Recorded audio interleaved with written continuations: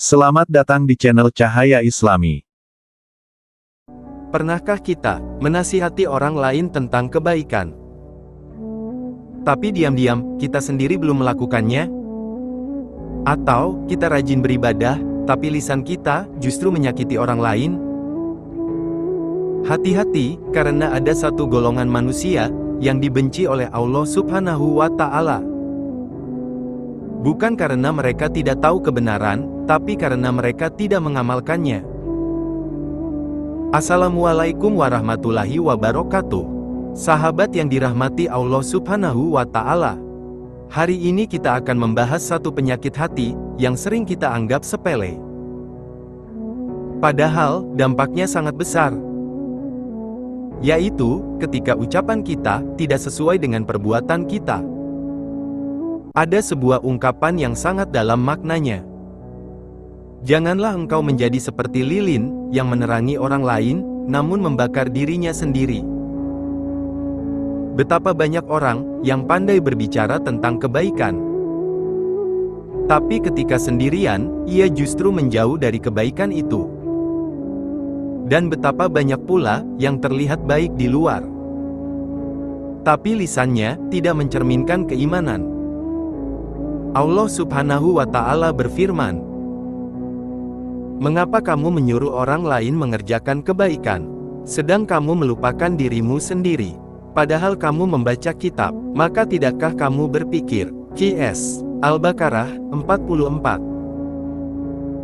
Ayat ini seperti cermin yang memantulkan keadaan diri kita.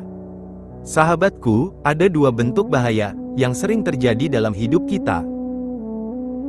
Pertama, kita berkata, tapi tidak melakukannya. Allah berfirman, "Wahai orang-orang yang beriman, mengapa kamu mengatakan sesuatu yang tidak kamu perbuat? Amat besar kebencian di sisi Allah, bahwa kamu mengatakan apa yang tidak kamu perbuat." QS Ash-Saf 2-3. Perhatikan, bukan sekadar tidak disukai, tapi dibenci oleh Allah. Kedua, kita berbuat, tapi lisan kita tidak mencerminkan iman. Rasulullah Shallallahu Alaihi Wasallam bersabda, "Tanda orang munafik ada tiga: jika berbicara ia berdusta, jika berjanji ia ingkar, dan jika diberi amanah ia berkhianat." HR Bukhari dan Muslim. Mengapa ini sangat berbahaya? Karena pertama, ia merusak kepercayaan orang terhadap kebaikan. Orang akan berkata, "Dia saja tidak melakukannya, kenapa aku harus?" Kedua, ilmu yang tidak diamalkan akan menjadi beban di akhirat. Rasulullah Shallallahu Alaihi Wasallam bersabda, "Manusia yang paling berat azabnya pada hari kiamat adalah orang berilmu yang ilmunya tidak bermanfaat baginya." HR Tirmidzi. Lalu, bagaimana agar kita selamat? Pertama, mulai dari diri sendiri.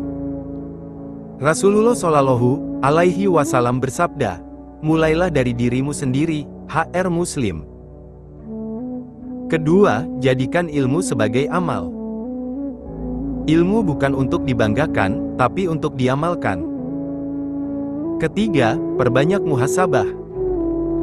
Tanya diri kita setiap hari, apa yang aku katakan hari ini, sudahkah aku melakukannya?